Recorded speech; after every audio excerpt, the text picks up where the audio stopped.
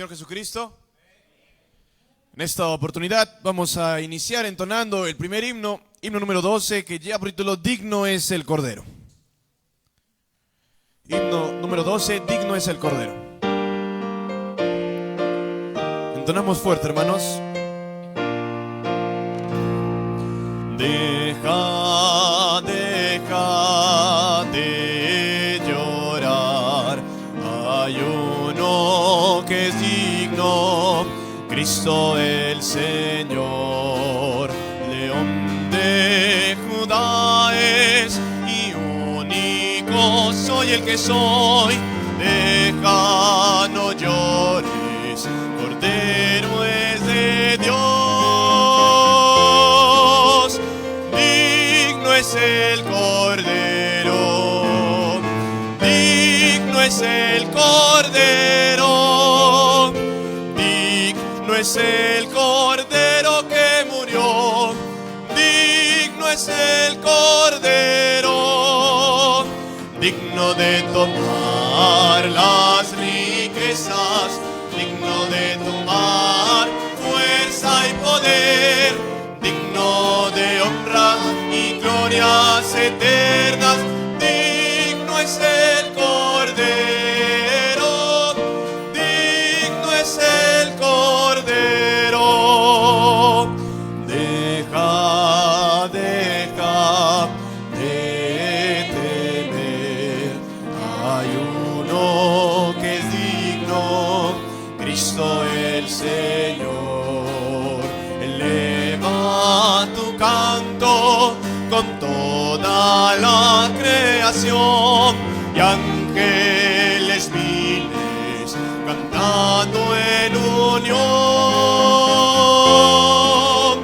Digno es el Cordero, digno es el Cordero, digno es el Cordero que murió, digno es el Cordero, digno de tomar las riquezas, digno de tomar fuerza y poder, digno de honra y glorias eternas, digno es el Cordero, digno es el Cordero. Amén. Digno es nuestro Rey, hermanos, amén. Así, con esa reverencia les invito a inclinar sus cabezas.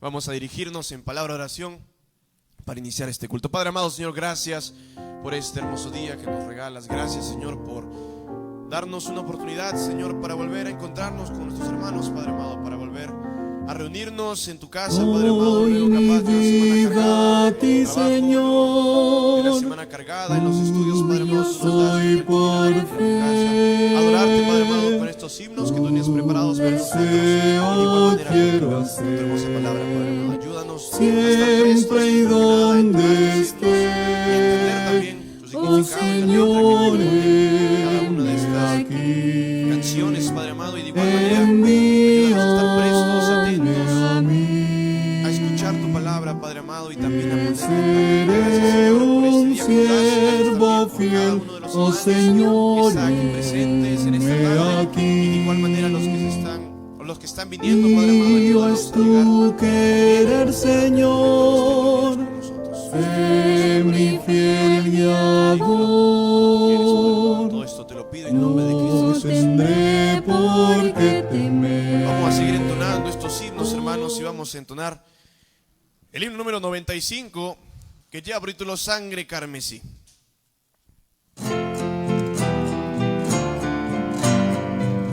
Entonamos, hermanos. Llevaba un peso muy abrumador, buscaba en vano a un libertador, miraba en futuro con lloro y temor, para ser salvo ¿qué haré? Buscaba calmar mi tremenda aflicción, el hombre faltaba con su instrucción, no hay un sostén para mi corazón, para ser salvo ¿qué haré? De la cruz, sangre sangre celestial fluye liberando al rehén del mal, don mayor del más grande amor, con su sangre allí mi deuda pagó, con su sangre allí mi deuda pagó. Yo vi sangre pura manchando la cruz y los burladores vejando a Jesús. Entonces su voz me llamó y a su luz, ven a mí te salvaré. Caí a los pies del amado Señor. Perdóname, Padre, lloré con dolor. Jesús me oyó, me llevó el temor. Ven a mí te salvaré de la cruz. Sangre celestial fluye liberando al rehén del mal, don mayor del más grande amor, con su sangre allí mi deuda pagó, con su sangre allí mi deuda pagó. Amén. Qué precioso es aquel sacrificio que hizo el Señor Jesucristo en aquella cruz, hermanos. Amén. Qué maravilloso es poder decir que el Señor pagó todas nuestras deudas con su sangre. Vamos a entonar el siguiente himno número 135, que ya título, oh Señor, heme aquí. Hermanos, cuando el Señor llama, simplemente tenemos que responder y decirle, oh Señor, heme aquí, envíame a mí. Vamos a entonar este precioso himno número 135, oh Señor, heme aquí.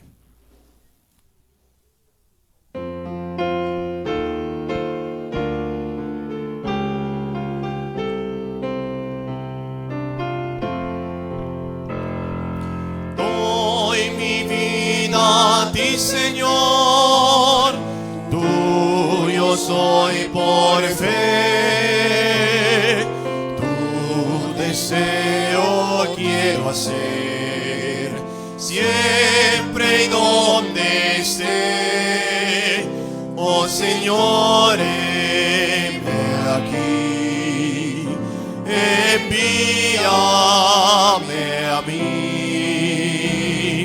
Te seré un siervo fiel, oh Señor, heme aquí.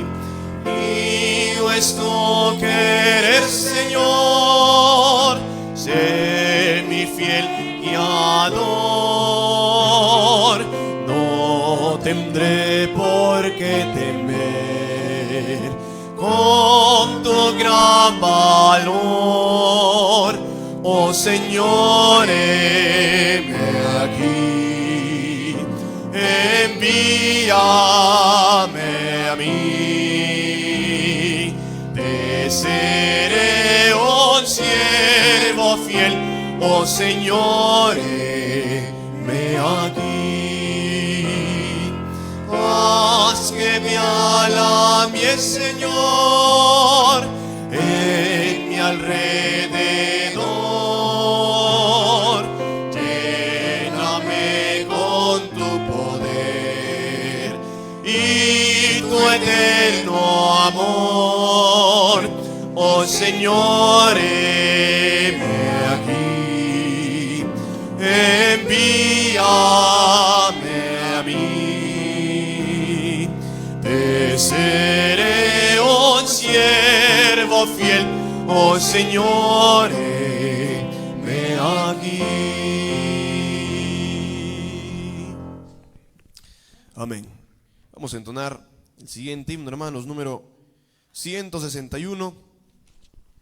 Himno número 161, que se titula Necesito de tu gracia.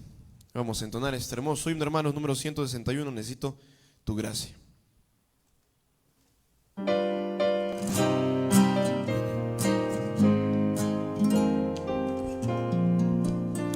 Entonamos, hermanos. Cuando en en mi senda diaria hay flores al pasar. De ti yo quito mi visión y dejo de orar. Mas cuando en el cielo las nubes traen temor, mi ser a ti levanto y escuchas mi clamor. Necesito de tu gracia, oh Señor, te necesito. Haya calma o furor, en fortuna o aflicción, tenme siempre en oración. Necesito de tu gracia. Señor, yo soy tan débil, mas tú mi protección. Sin ti no puedo yo cantar, pues eres mi canción. Y si por mi orgullo pensaras solo en mí, enséñame humilde a depender de ti. Necesito de tu gracia, oh Señor, te necesito. Haya calma o furor, en fortuna o aflicción, tenme siempre en oración. Necesito de tu gracia. Amén. Es verdad, hermanos, diariamente necesitamos cada vez más del Señor, hermanos. Amén. Y nosotros buscamos al Señor en su palabra, así que les voy a invitar a abrir sus Biblias y de igual manera voy a invitar a nuestro hermano Armando Loza a que pase al frente para que nos dé la lectura de la palabra del Señor en esta tarde.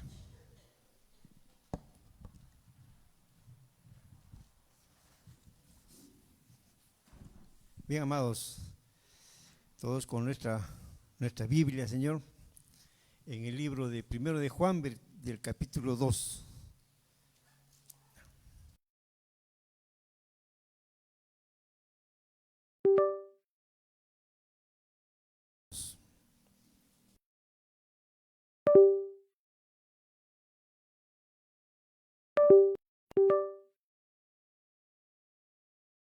Viene. Así ahora han surgido muchos anticristos. Por esto conocemos que es el último tiempo. Salieron de nosotros, pero no eran de nosotros, porque si hubiesen sido de nosotros, habrían permanecido con nosotros. Pero salieron para que se manifestase que no todos son de nosotros. Pero vosotros tenéis la unción del Santo y conocéis todas las cosas. No os he escrito como si ignoráis la verdad, sino porque la conocéis y porque ninguna mentira procede de la verdad. ¿Quién es el mentiroso, sino el que niega que Jesús es el Cristo? Este es anticristo, el que niega al Padre y al Hijo. Todo aquel que niega al Hijo tampoco tiene al Padre. El que confiesa al Hijo tiene también al Padre. Lo que habéis oído desde el principio permanezca en vosotros. Si lo que habéis oído desde el principio permanece en vosotros, también vosotros permaneceréis en el Hijo y en el Padre. Y esta es la promesa que Él nos hizo, la vida eterna. Os he escrito esto sobre los que os engañan, pero la unción que vosotros recibisteis de Él permanece en vosotros, y no tenéis necesidad de que nadie os enseñe. Así como la unción misma os enseña, todas las cosas y es verdadera y no es mentira.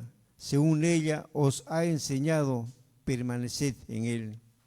Y ahora, hijitos, permaneced en él, para que cuando se manifieste tengamos confianza, para que en su venida no nos alejemos de él avergonzados. Si sabéis que él es justo, sabed también que todo el que hace justicia es nacido de él. Palabra de Dios.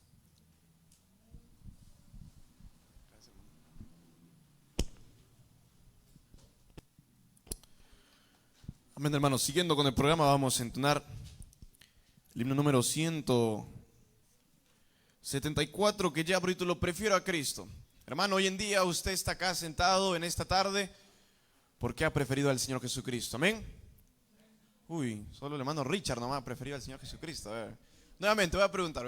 ¿Usted está hoy en día acá porque ha preferido al Señor Jesucristo, hermanos? Amén. Amén.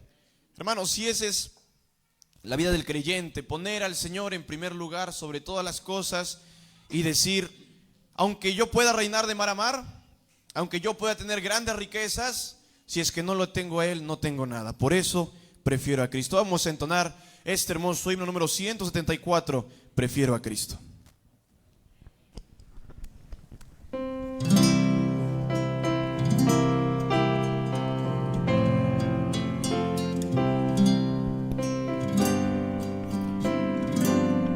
Entonamos, hermanos. Prefiero a Cristo al vano oropel, prefiero su gracia, riquezas sin fin, a casas y tierras, prefiérole a Él. Él será de mi alma fuerte paladín. Podré reinar de mar a mar, mas sin Él no hay bienestar. Prefiero a Cristo y siempre así. Es todo para mí. No quiero el aplauso del mundo falaz, prefiero en las filas de Cristo servir. La fama del mundo es liviana y fugaz, prefiero por siempre a Jesús seguir. Podré reinar de mar a mar, mas sin Él no hay bienestar. Prefiero a Cristo y siempre así. Es todo para mí. Más bello que el lirio en su nibio blancor, mi Cristo es más dulce aún que la miel.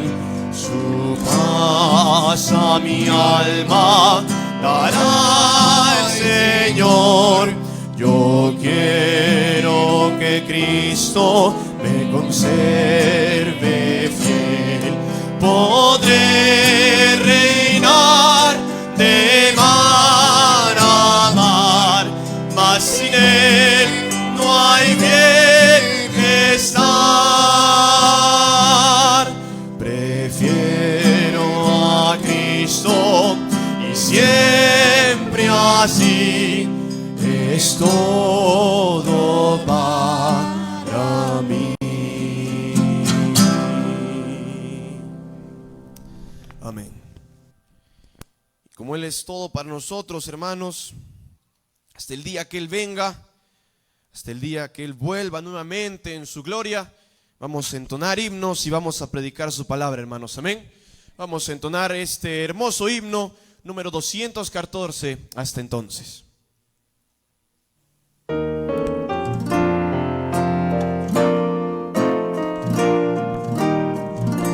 Puedo contar si cuando yo recuerdo que el dolor muy pronto ha de pasar en el camino que va siempre arriba.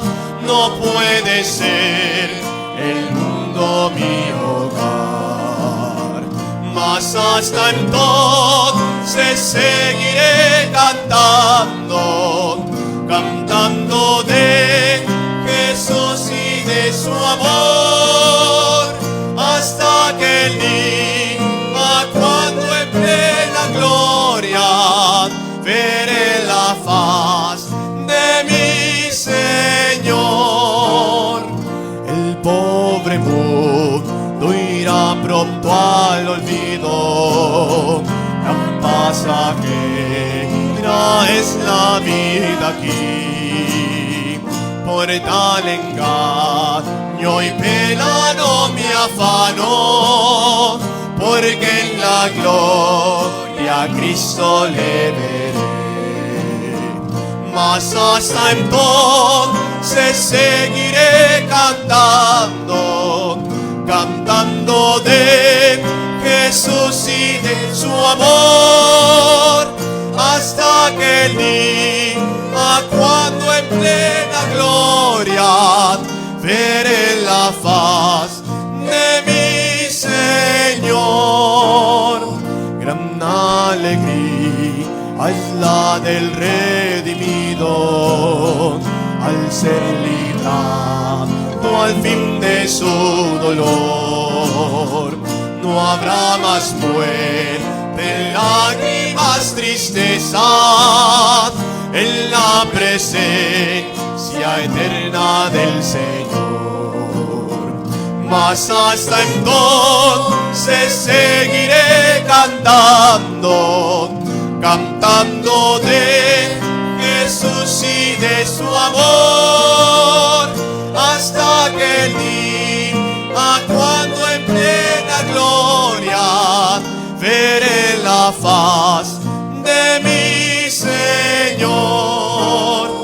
Mas hasta entonces seguiré cantando,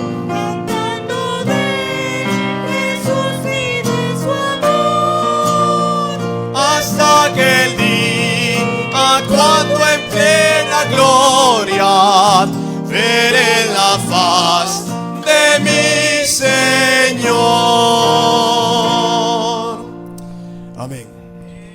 Ahora sí, hermanos, ya para cantar este último himno les invito a ponerse en pie. Vamos a ponernos en pie para que salga mucho más la voz, y vamos a entonar el himno número 299, que lleva por título Profundo Amor del Padre Dios. Hermanos, a veces pensamos que el amor que nos da nuestra madre, que el amor que nos da nuestro padre, nuestros amigos, es mucho más que el amor que da Dios. Pero hermanos, Dios tuvo tanto amor por nosotros que envió a su único hijo a morir por nosotros en aquella cruz. Y es por eso que hoy día podemos cantar con ese gozo y con ese ánimo cuán profundo es el amor de Dios. Vamos a entonar este maravilloso himno, Profundo Amor del Padre Dios.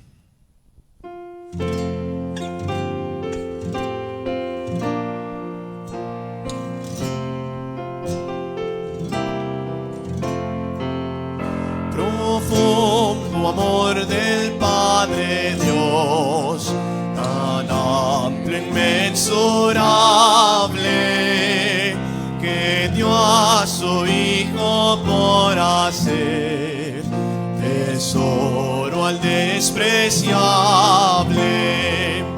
Ardiente pérdida y dolor, su rostro el Padre aparta, mas hijos a la gloria trae la herida que le marca. Ardiente pérdida y dolor, su rostro el Padre aparta, más hijos a la gloria trae la herida que le marca. Y aquí el hombre en la cruz, a hombros mi pecado, y escucho con pesar mi voz unirse a cada escarnio. Mi culpa le retuvo allí, la obra completando, me imparte vida al morir, ya todo es consumado. Mi culpa le retuvo allí, la obra completando, me imparte vida al morir, ya todo es consumado. De dones no me jactaré, por fuerte ni por sabio, de quien murió me gloriaré, Jesús resucitado, porque obtendré su galardón. No puedo dar respuesta, mas esto sé de corazón: Jesús pagó mi deuda, porque obtendré su galardón.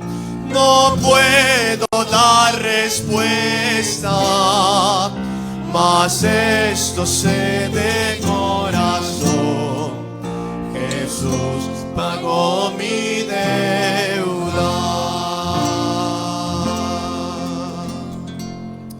Amén. Pueden tomar asiento, hermanos. Muchas gracias por acompañarme con sus voces. Ahora sí voy a invitar al pastor Abraham para que nos traiga la enseñanza en esta tarde.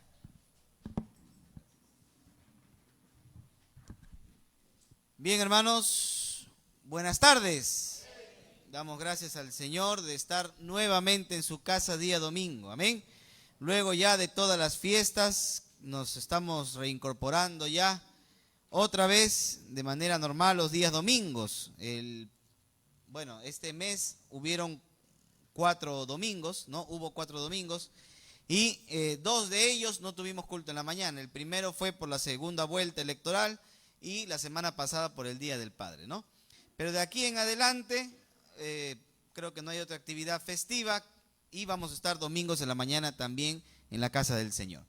Hoy en la mañana estuvimos iniciando el libro de Esdras, estuvimos analizando el libro de Esdras y hoy en la tarde vamos a estar hablando de una nueva serie de estudios donde estaremos analizando la presencia de Dios y estaremos viendo el tema de la presencia de Dios específicamente en toda la Biblia. Y el primer tema que vamos a abordar en esta tarde, y lo voy a hacer un poco más a manera de enseñanza más que de predicación, ¿no? Hay una diferencia entre la enseñanza y la predicación. La enseñanza, cuando yo enseño, tiendo a ser un poco más calmado, ¿no? Un poco más calmado y hago que puedan entenderme un poco mejor y a veces ahondo en algunos puntos que no están dentro de la enseñanza, pero a veces es bueno explicarlo. Y cuando yo predico, lanzo nomás. A veces ni pienso y sale la palabra, ¿ya? No vamos a predicar, voy a tratar de hacer una enseñanza. Y estos domingos, todo el mes de julio y hoy, vamos a hacer una enseñanza y vamos a ver cómo la presencia de Dios ha estado manifestándose con su pueblo. Y Dios quiere habitar con nosotros. ¿Amén? Dios quiere habitar con nosotros. Por eso el tema de hoy es Dios en medio del huerto. La primera escena bíblica donde vemos el interés de Dios de habitar con nosotros es justamente en el huerto del Edén. El propósito de Dios. ¿Cuál es el propósito de Dios, hermanos, de haber creado a la raza humana? Algunos dicen, bueno, es que Dios se sentía solito, ¿no? Y como Dios estaba solito, entonces dijo, voy a crear ángeles para que me entretengan un rato.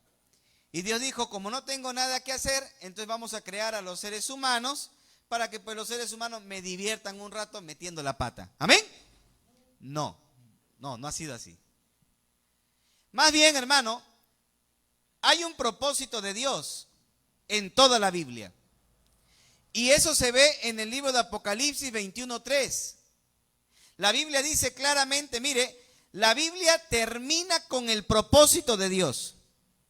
En Apocalipsis 21:3, la Biblia dice, he aquí el tabernáculo de Dios con los hombres y Él morará con ellos. Hermano, ¿sabe cuál es el propósito de Dios en toda la Biblia? Vivir con nosotros. Dios quiere vivir con nosotros. Desde el Génesis hasta Apocalipsis, el propósito de Dios es morar junto con nosotros, estar con nosotros, vivir para siempre con nosotros.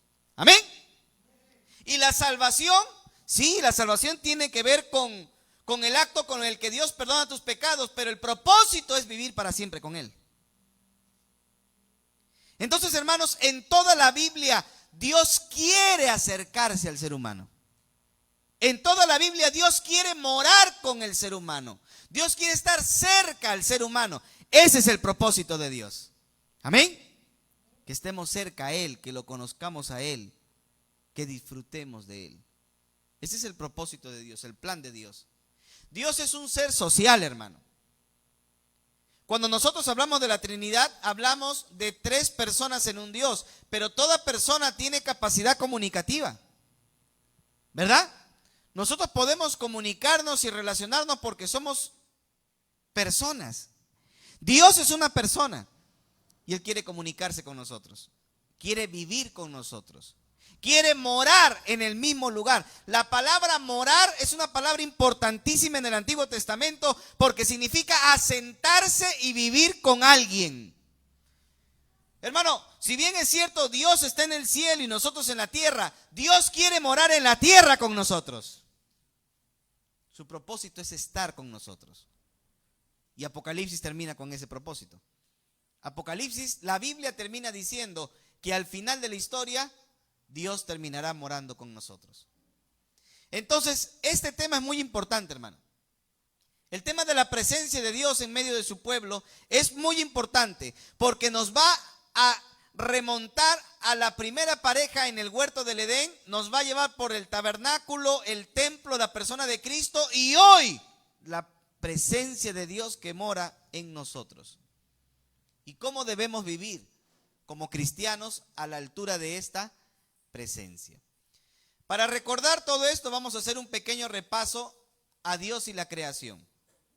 Usted recuerda los días de la creación, ¿verdad? ¿En cuántos días Dios creó el mundo? A ver. En 6 días. ¿Y qué hizo el séptimo? ¿Se fue al cine a ver Toy Story 2? No. Reposó. Descansó. Muy bien. En el primer día, ¿qué hizo Dios? ¿Usted recuerda? Separó la luz de las tinieblas, ¿verdad? Separa la luz de las tinieblas. En el segundo día, ¿qué hace el Señor? El firmamento. ¿Qué cosa era el firmamento? Para los antiguos israelitas, la tierra era un plato redondo, plano, de tierra. ¿Ve? Que estaba en medio, que flotaba en medio de un espacio lleno de agua. Así estaba la tierra, moviéndose de aquí para allá. Entonces Dios tenía que afirmar la tierra para que no se mueva. Y entonces los israelitas creían que Dios le había puesto columnas a la tierra. ¿Se da cuenta? Y por eso la Biblia habla de las columnas de la tierra. En Primera de Samuel, capítulo 2. Ahí habla de las columnas de la tierra. O sea, para que no se mueva, es como que usted tenga una piscina llena de agua y pone un plato. ¿Qué va a pasar con el plato? Se va a mover, ¿no? ¿Ok? Pero si usted coge el plato, lo pone firme, le pone le pone bases, le pone columnas y lo pone firme, ya no se va a mover, ¿verdad? Ya, ese era el concepto que tenían los israelitas. Los griegos creían que Atlas cargaba el mundo, ¿se acuerda? Los hindús creían que 2 elefantes cargaban la tierra. Los israelitas creían que la tierra estaba firme, asentada en 4 columnas. pero todavía en medio del agua. Ahora, Dios iba a usar esa tierra para poder crear al ser humano. ¿Y qué hace el Señor? Pues crea el firmamento. En la antigua cosmovisión israelita, el firmamento era una capa de hierro. ¿Me dejo entender? Era una capa de hierro que salía de esa tierra plana, salía una capa de hierro de tal manera que encapsulaba la tierra. ¿Y por qué tenía que ser de hierro? Porque el agua que estaba afuera ejercía presión. ¿Me dejan entender o no? Y entonces, como había agua afuera, para nosotros fuera de la tierra, ¿qué hay? Los planetas, las estrellas, los astros. No hay gravedad, no hay oxígeno, ¿sí o no? Pero para los israelitas no. Para ellos todo estaba lleno de agua. ¿Me dejan entender o no? Entonces Dios tenía que encapsular la tierra y le crea una bóveda, le crea un techo de fierro, de hierro. Y ese techo de hierro, de bronce, le llamó firmamento. ¿Me dejan entender o no? Eso es lo que estaban entendiendo los israelitas y lo que, según el relato de Génesis, Dios crea en el capítulo número 1 de Génesis, en el segundo día de la creación. De tal manera que separa las aguas de arriba de las aguas de abajo. Las aguas de abajo eran las aguas que estaban dentro de la tierra, porque a pesar de que Dios encapsula la tierra, en la tierra todavía había agua, ¿no? Los ríos, los mares, ¿sí o no? Pero fuera de esa cápsula de hierro hay agua también. Y entonces Dios separa las aguas de arriba de las aguas de abajo. ¿Me dejo entender o no? Por medio del firmamento. En el tercer día, ¿Dios qué crea? Dios reúne las aguas de abajo para que aparezca la tierra seca y comienza a brotar la vegetación. Eso sucede en el tercer día. En el cuarto día, Dios crea ¿qué? La luna, las estrellas, el sol y todos los astros, ¿verdad? Ahora, si usted se da cuenta, la Biblia dice, en el principio creó Dios los cielos y la tierra. O sea, toda la expansión del universo como lo conocemos, Dios lo creó, pero se centró en un lugar que se llama la tierra. La Biblia no dice en el principio creó Dios y Marte, para que usted crea en los marcianos. La Biblia no dice en el principio creó Dios los cielos y Venus, para que creen los venusianos. ¿Verdad? La Biblia habla que en el principio creó Dios los cielos y la tierra, para que creen los terrícolas. Dios tiene un plan con la tierra. Dios tiene un plan con la raza humana. ¿Y por qué Dios quería crear al hombre? Porque quiere morar con nosotros. ¿Amén? Dios quiere morar con nosotros. Y por eso en el día cuarto Dios crea el sol, la luna, las estrellas y todas las demás. Claro que los israelitas no conocían las constelaciones. ¿Sabe lo que ellos creían? Ellos creían que en esa cúpula de hierro Dios había pegado, así como focos, había pegado el sol, la luna, las estrellas, de tal manera que en la noche se encendía. Y ya tenían cómo ver. ¿Se da cuenta? Eso era como ellos entendían el mundo. Ellos no sabían que fuera de la tierra había un universo tan vasto como lo conocemos hoy en día. ¿Qué más? En el quinto día, Dios crea todos los animales que se reproducen por medio de huevos. Es decir, en este caso, las aves y los peces. Y en el sexto día, Dios crea a todos los animales que se reproducen y que son mamíferos. Todas las demás bestias del campo. ¿Ve? Y los reptiles. Y también crea los, ¿cómo se llama? Todos los animales, los insectos. ¿Ve? Hasta la cucaracha que la andas pisando porque te parece fea, Dios la ha creado. ¿Amén? Por algo, hermano. Todos somos valientes con las cucarachas hasta que vuelan. Muy bien. Y como la corona de la creación, Dios crea ¿a quién? Al ser humano. ¿Y por qué al hombre? Porque Dios quiere vivir con el hombre. ¿Amén? Dios quiere que vivamos con Él. Y Dios quiere morar con nosotros. El séptimo día, ¿Dios qué hace? Descansa. Dios reposa de su creación. Dios ya no continúa haciendo nada más en la creación. Ese es el relato de la creación como lo conocemos en Génesis. Ahora, Hay otro relato en el capítulo 2 y 3 de Génesis, que es el relato que se centra en la creación específicamente del hombre. Mientras que Génesis capítulo 1 nos habla de la creación de todas las cosas, Génesis capítulo 2 y 3 nos habla específicamente del hombre, la creación del hombre en el huerto del Edén y de la caída del ser humano. ¿Y qué sucede? Dice que Dios, versículos 6 y 7, la Biblia cuenta de que Dios había creado al hombre del barro. ¿Recuerda usted?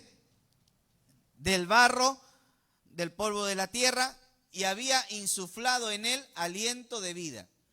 Es decir, había hecho un muñeco de barro y sopló sobre él aliento de vida, y fue el hombre un alma viviente, un ser viviente. ¿Ok? Ahora, ¿qué hace Dios? Esto es importante, apúntalo, hermano. Siga la hilación, porque si no sigue la hilación se va a ir perdiendo. Escúcheme acá. El capítulo 2, versículo 15, nos dice que Dios coloca al hombre en medio del huerto. Ahora, mire las dos palabras que se van a usar acá porque son importantísimas para que entienda lo que luego viene. Dice el versículo 15, tomó pues Jehová Dios al hombre, o sea, al hombre que había creado, Adán, y lo puso en el huerto del Edén para que lo labrara y lo guardase. En hebreo hay dos palabras importantes. La primera palabra, ¿cuál sería? Labrara, que en hebreo es abat. Y la palabra guardar, que en hebreo es shamar. ¿Qué significa abat? Y shamar, ya ve, ya sabe hebreo. Muy bien. Shamar, guardar, abat, labrar. Pero abat significa trabajar o hacer una labor. En el contexto de la tierra, si yo digo hacer la tierra, literalmente sería labrar la tierra. Dios pone al hombre en medio del huerto para que lo labre, abat, y lo guarde, shamar. Son dos palabras importantes. Acuérdese de esas dos palabras. Entonces, el hombre está en medio del huerto. ¿Ok? Esas dos palabras han llevado a los estudiosos a creer que el huerto del Edén era más que un jardín. Los estudiosos creen hoy en día que el huerto del Edén realmente era un templo cósmico. Era un templo. Claro, no era una estructura templaria. Hoy en día, y desde la época de las civilizaciones antiguas, los templos son grandes infraestructuras, ¿sí o no? Donde hay actividades sacerdotales. Pero en el huerto del Edén, aunque no había un templo, el huerto de por sí constituía un templo. Era un templo. ¿Y de dónde han sacado esa idea? Pues, número uno, ¿por qué se cree que el huerto del Edén era un lugar muy sagrado, como lo era el templo? Porque Dios habitaba allí de manera especial. Pregunta, hermano. En el tabernáculo era un espacio sagrado o no era un espacio sagrado? Sí, era un espacio sagrado. ¿Por qué era sagrado? Porque Dios habitaba allí. ¿El templo era un espacio sagrado o no era un espacio sagrado? ¿Por qué? Porque Dios habitaba allí. Pregunta, ¿Cristo era una persona sagrada? ¿Por qué? Porque Dios habitaba allí. Pregunta, ¿tu cuerpo es sagrado? ¿Por qué? Porque el Espíritu Santo habita allí. ¿Me dejan entender o no? Entonces, una de las características de un lugar sagrado es que Dios habita en ese lugar. Entonces, ¿el Edén sería un templo o no? Claro, el Edén tiene que ser un templo si es un espacio sagrado en el que Dios habita. ¿Amén? Muy bien. Entonces, y mire lo que dice el capítulo 3, versículo 8, que me parece uno de los versículos más fascinantes. Dice, y oyeron la voz de Jehová Dios que se paseaba en el huerto al aire del día. Hitgelej en el hebreo. Significa que se paseaba. O sea que el Señor caminaba en medio del huerto y Adán y Eva podían ver al Señor. Hermanos, ¿cuál era el propósito de Dios? Morar con nosotros. Y cuando Dios crea el Edén, pone al hombre y a la mujer en el Edén y él mismo se pasea en medio del huerto. Amén. ¿Por qué? Porque era su templo, era su santuario. Adán y Eva se convierten en los sacerdotes de ese templo. Ellos tenían que ofrecer al Señor alabanza y adoración a través de todo lo que nosotros vamos a ver que se va desarrollando en el capítulo 2 y 3 de Génesis. Y mire, Dios se pasea. Ahora, otra razón, número 2, los querubines custodiaban los lugares sagrados, ¿o no? Usted recuerda que en el tabernáculo, y lo vamos a ver el siguiente domingo, en el tabernáculo, ¿cuál era el objeto más sagrado de todos? Así, más sagrado de todos. El arca del pacto. Y sobre el arca del pacto había una tapa que se llamaba propiciatorio. Y en el propiciatorio habían labrados dos figuras. ¿De qué? ¿De Messi y de quién? De Messi. ¿Cómo que de Messi? ¿De quién estaban labradas las figuras ahí? De dos querubines. Los querubines en la Biblia representan custodios que guardan la santidad de Dios. Ellos son como policías espirituales que cuidan la santidad de Dios. Así que en el arca del pacto habían ¿qué? Querubines. En el templo de Salomón, ¿habían querubines o no? No solamente, dice que Salomón, y esto lo vamos a ver el próximo domingo, Salomón había hecho querubines de casi 4 metros de alto, hermano. Hechos de madera bañados en oro. ¿Usted se imagina eso? Es espectacular. Y que con sus alas cubrían el arca del pacto en el santuario. Y alrededor de toda la casa y la cortina estaba labrada de querubines. Entonces los querubines, ¿qué representan? La santidad de Dios. ¿Y qué dice el capítulo 3 del libro de Génesis? Que Dios puso querubines en medio del huerto. ¿Para qué? Para que cuidaran el acceso al árbol de la vida. Entonces vemos que en el Edén hay los mismos elementos que convierten al Edén en un lugar sagrado. ¿Sí o no? La presencia de Dios. Vemos querubines que guardan la santidad de Dios. Y hay algo más. El lenguaje sacerdotal que se usa para Adán. O sea, para el escritor de Génesis, Adán no solamente es un hombre en medio del huerto, sino que para el escritor de Génesis, Adán es un sacerdote de Dios en ese templo cósmico. Porque mire, en el 2.15 se dice que Adán fue puesto en medio del huerto para que lo labrara. ¿Cuál es la palabra labrar? Abad. ¿Y cuál es la palabra guardar? Shamar. Abad y shamar son dos palabras importantes que aluden al trabajo de Adán en medio del huerto. Pero estas dos palabras aparecen también con relación al trabajo de los sacerdotes.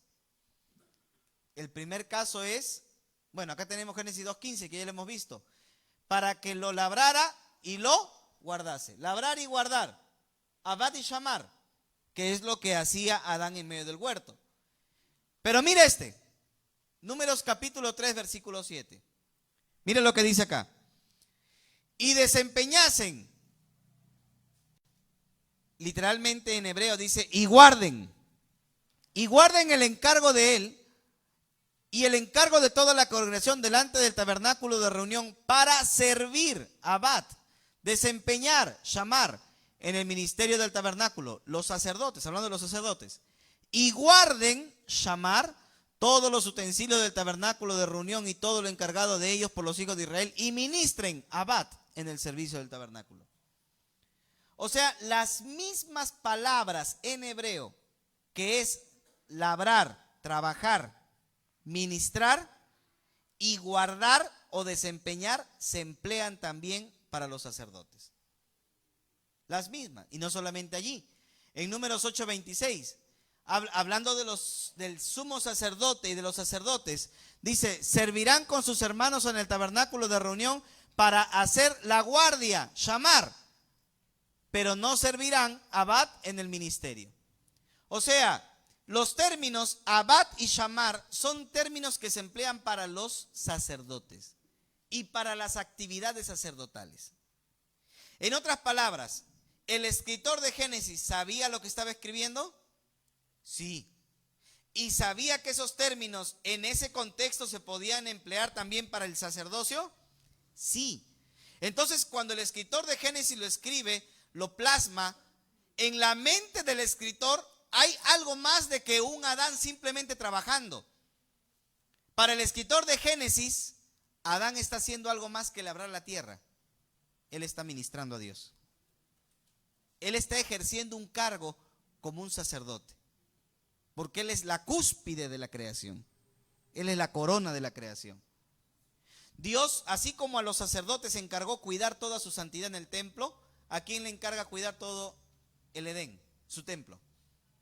Adán. Entonces Adán se constituye para los estudiosos en un sacerdote en medio del huerto. Otro aspecto importante en el Edén es el árbol de la vida. Así como había un árbol que daba vida y había un árbol que da conocimiento del bien y del mal, en el tabernáculo también había un elemento que recordaba el árbol de la vida. ¿Cuál era? El candelabro. ¿Se acuerda que en el tabernáculo había un candelabro de 7 brazos? ¿Verdad? Ese candelabro de 7 brazos tenía un tronco, tenía ramas y tenía frutos, todos tallados de oro puro, y que recordaba el árbol de la vida. Porque así como el árbol de la vida da vida, y en hebreo el concepto de vida se relaciona con la luz, el candelabro también da luz, también da vida. Y entonces la representación del candelabro por medio del tronco, las ramas y los frutos que estaban acá es una representación del árbol de la vida que había en medio del huerto. ¿Se da cuenta o no? No es casualidad. No es que Dios dijo, van a preparar un tabernáculo y pondrán un candelabro y lo harán de esta manera simplemente porque Dios se lo antojó. No, Dios quería que cada vez que el sumo sacerdote entrara al tabernáculo, recordara el árbol de la vida. Porque la meta de Dios es que el hombre vuelva a tomar del árbol de la vida. ¿Sí o no? En Apocalipsis capítulo 22 dice que cuando venga el reino restaurado y Dios restaure la humanidad, volverá a aparecer el árbol de la vida, que dará fruto durante los 12 meses del año para sanidad de las naciones. Entonces va a volver todo lo que hemos perdido. Y en el tabernáculo y en el templo, el candelabro representa el árbol de la vida. ¿Amén o no? Muy bien. Otra cosa importante es que los materiales que aparecen en Edén también aparecen en el tabernáculo. Si usted mira Génesis capítulo 2, versículo 11 al 12, se dice que de Edén salían 4 ríos: el Tigris, el Éufrates, el Gijón y el Pisón. ¿Se acuerdan o no? El Pisado no, el Pisón. Son 4 ríos.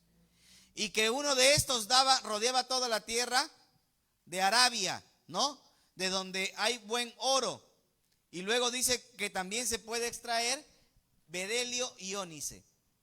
Entonces, en medio del Edén habían piedras preciosas que se vuelven a ver en el tabernáculo. Porque en el tabernáculo también se habla del oro, del bedelio y del ónice, no solamente en el tabernáculo, sino en las vestiduras de los sacerdotes y en el templo. O sea, los mismos materiales que hay en Edén se van a ver en el tabernáculo, en la vestidura del sumo sacerdote, porque el sumo sacerdote tenía gemas de piedras preciosas en el pectoral, ¿sí o no? Lo vamos a ver el próximo domingo. Y todo eso representa la riqueza que había en el Edén. ¿Ve? Por último, un río salía del Edén. Si usted mira Génesis capítulo 2, versículo 10, dice que un río salía del Edén y se repartía en sus 4 brazos para regar todo el huerto. Ahora, esto es muy interesante porque en Ezequiel capítulo 47 y Apocalipsis capítulo 22 dice que de en medio del templo de Dios saldrá un río para que las naciones puedan bañarse y ser limpios en él. O sea, el mismo concepto de un río que emana de un santuario es el concepto que hay en Ezequiel, en Apocalipsis y que inicia en el libro de Génesis. Por todos estos detalles, hermano, los estudiosos están de acuerdo con algo. Están de acuerdo con algo. Que Dios ha querido morar con el hombre. Que Dios ha creado al hombre para morar con nosotros. Y que lo primero que Dios hace es reproducir su santuario glorioso en la tierra por medio del Edén. El Edén era una reproducción gráfica, real, concreta del paraíso que nos tiene reservado. Y era un templo cósmico donde Adán servía como sacerdote y ministraba al Señor. Pero hermanos, acá viene un problema. El acceso a la presencia de Dios se perdió. ¿Y por qué se perdió? Por causa del pecado. Si usted mira el versículo número 8, capítulo 3, verso 8, mira lo que dice allí. Génesis 3, 8. Y oyeron la voz de Jehová Dios que se paseaba en el huerto. Pregunta, ¿eso demuestra que Dios quiere caminar con nosotros? ¿Eso demuestra que Dios quiere vivir con nosotros? ¿Eso demuestra que Dios quiere morar con nosotros? ¿Amén? Dios nos creó para morar con nosotros, para vivir con nosotros, para estar cerca a Él. Ese es el propósito de Dios. ¿Pero qué pasó? Y el hombre y su mujer se escondieron de la presencia de Jehová, Dios, entre los árboles del huerto. Mas Jehová Dios llamó al hombre y le dijo, ¿dónde estás tú? Pregunta, ¿Dios sabía dónde estaba? ¿Y por qué le pregunta dónde estás tú? Para que el hombre reflexione, para que el hombre se dé cuenta. Es una pregunta retórica para que el hombre se dé cuenta en el estado en el que ha caído. Oiga, Dios crea al hombre para caminar con él, para pasearse con él, para vivir con él, y ahora el hombre escucha que Dios camina y se esconde. ¿Sí me dejan entender? Dios nos ha creado para tener comunión con Él. Y ahora el hombre escucha que Dios camina y él va y se esconde detrás de los árboles. Y Jehová Dios llamó al hombre y le dijo, ¿dónde estás tú?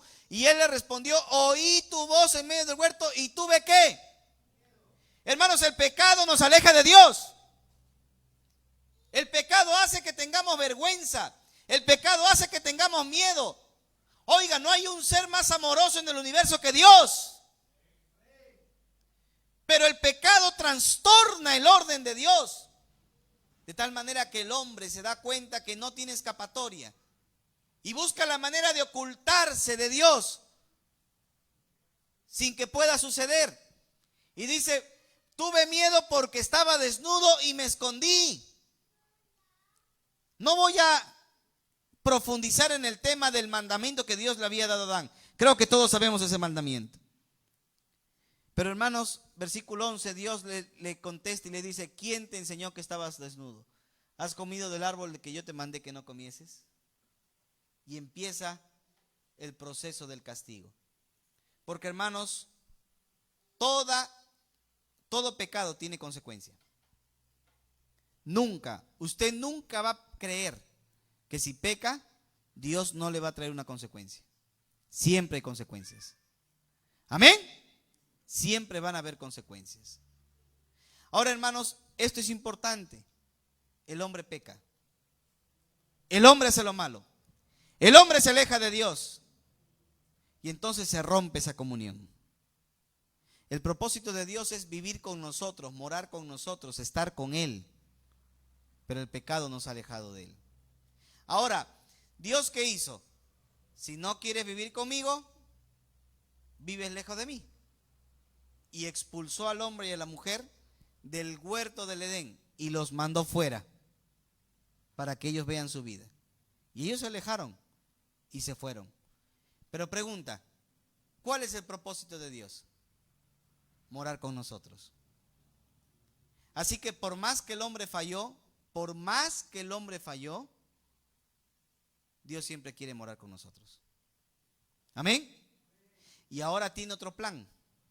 Su primer plan, el hombre falló. Dios no falló. El hombre falló, porque el hombre pecó. Y entonces en el segundo plan, Dios dice, muy bien, no pudieron estar en el huerto. En el segundo plan es poner un tabernáculo, para que por medio de ese tabernáculo Él pueda morar con su pueblo. Pero eso lo vamos a ver el próximo domingo. Amén. Quiero que andemos en una verdad que es muy importante. Yo le pregunto, hermano. Yo le pregunto, ¿cuál es el mayor regalo que Dios nos da? Muy bien, la vida. ¿Otro qué piensa? La salvación, ¿qué más? El mundo. Mi iPhone, muy bien, ¿qué más? Hermano, mire, esto es importante. ¿Adán estaba en medio del huerto o no? Adán estaba en medio del huerto y vivía con Dios, y Dios moraba con Adán. Yo le pregunto, ¿Adán necesitaba comida? Tenía comida por montón. ¿Adán necesitaba ropa? Andaba desnudo. ¿Adán necesitaba algo? No. Y eso nos demuestra que el mayor regalo que necesitamos de Dios es su presencia. Hermano, las provisiones y las bendiciones que Dios te da no es el mayor regalo. Lo único que necesitamos es la presencia de Dios. El mayor regalo que Dios nos puede dar ni siquiera es la salvación, es su presencia. Porque hay gente que a veces ha aceptado a Cristo, pero está lejos de la presencia de Dios. Están fuera de comunión. Hermanos, por medio de la historia del huerto, Dios nos quiere mostrar a nosotros que el regalo más grande es Él. Si tengo a Él, lo tengo todo. Si tengo comunión con Dios, tengo todo. Amén. Ese es el regalo más grande que podemos tener. Por eso es que cuando el pueblo de Israel pecó en Éxodo capítulo 32, el pueblo de Israel hace lo malo, Moisés baja del monte, rompe las tablas. ¿Usted recuerda la historia? Y Dios le dice, vuelve Moisés que voy a hablar contigo. Y cuando Dios habla con Moisés le dice, vayan y conquisten la tierra, pero yo no voy con ustedes. Mi ángel irá y él los hará entrar, pero yo no voy con ustedes. ¿Y qué dijo Moisés? Si tu presencia no me acompaña, no nos movemos de aquí. Hermanos, tienes que estar seguro que Dios está respaldando lo que haces. Tienes que estar seguro que cada decisión que tomas en tu vida está con la presencia de Dios. Porque el regalo más grande es que Dios esté contigo. Amén. El regalo más grande es que Dios esté con nosotros. La vida cristiana no consiste en recibir cosas de Dios. La vida cristiana es disfrutar de Dios. Disfrutar de la presencia de Dios. Por eso, amados hermanos, necesitamos estar cerca del Señor, cerca de su presencia. Amén. Moisés lo entendió, no voy a salir si tu presencia no me acompaña. Hermanos, ¿qué estamos haciendo en nuestra vida? Dios quiere morar con nosotros, pero recuerda, lo más grande no es lo que Dios te da, lo más grande es que disfrutes de Él, que disfrutes su compañía, que disfrutes su presencia en tu vida. Vamos a orar. Señor, te damos gracias. Gracias, Señor, por tu amor.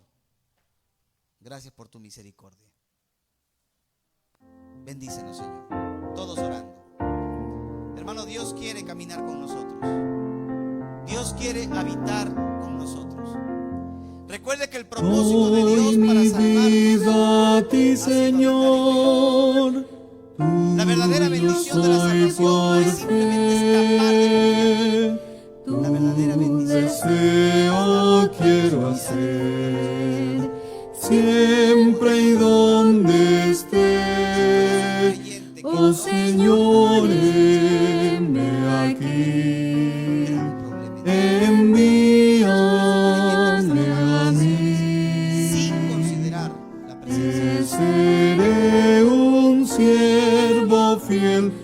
Señor, heme aquí. de mantener ese Mío es tu querer, Señor. Has estado lejos de Sé mi ti. fiel Esta semana has estado guiador. perdiéndote la bendición de No disfrutar de tendré Dios, de por disfrutar de qué su presencia. temer con tu gran valor. Alguien en esta Oh hora tiene Señor, heme aquí. Envíame a mí.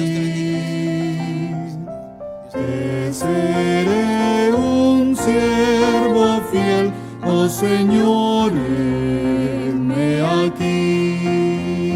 Dios te bendiga. Haz que vean la mies, Señor, Reconocemos en mi Señor, que vas a veces por los alrededor. afanes de la vida, por las preocupaciones Lléname que hay en con nuestro entorno, tu nos olvidamos, poder Señor. y tu eterno De pasar un tiempo de comunión en amor. oración, de Oh pasar un tiempo de Señor, lectura bíblica, de pasar un heme tiempo. aquí. Envíame a mí. Te seré un siervo fiel. Tú has puesto a nuestro alcance. Oh Señor, Señor, si tu presencia toma con nosotros. Y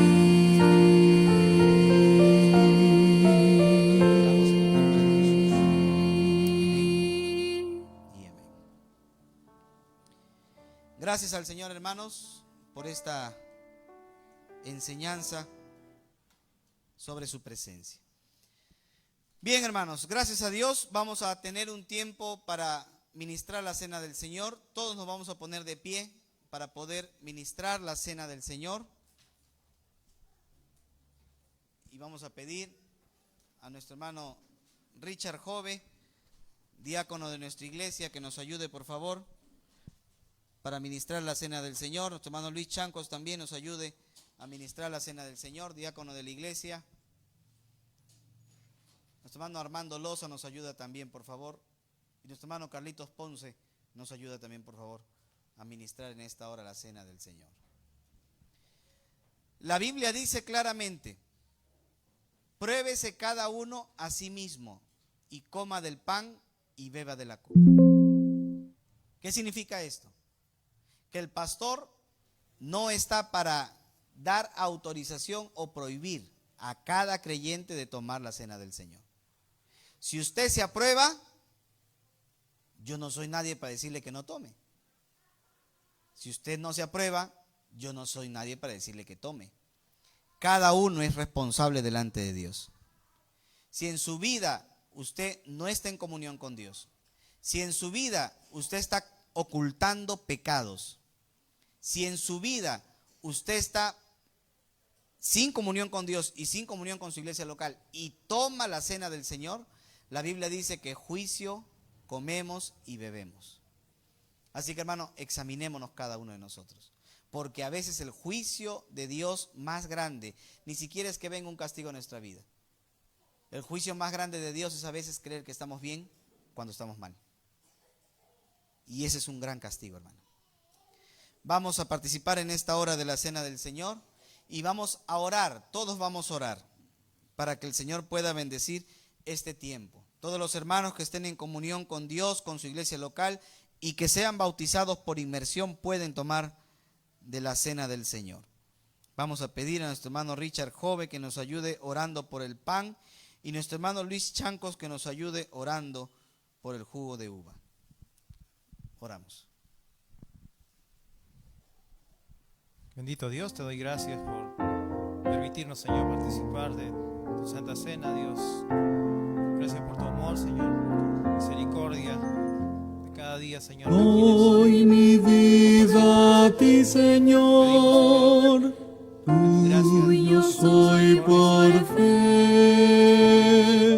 Tu deseo quiero hacer siempre y donde esté. Oh Señor, heme aquí. Envíame a mí. Padre Celestial, gracias, Señor, por traernos, Señor, a tu casa en esta tarde, por estar aquí, recordando, Señor, lo que tú nos has mandado, tomar, Señor, la Santa Cena, y recordar, Señor, lo que tú hiciste, Señor, por cada uno de nosotros. Doy mi vida a ti, Señor, tuyo soy por fe, tu deseo quiero hacer, siempre y donde esté, oh Señor, heme aquí, envíame a mí, te seré un siervo fiel, oh Señor, heme aquí. Sin mirar a nadie, Mío es tu querer, Señor, su manto, sé mi fiel guiador. cantar este bonito. No tendré por qué Pueden sentarse, hermanos, porque no van a participar.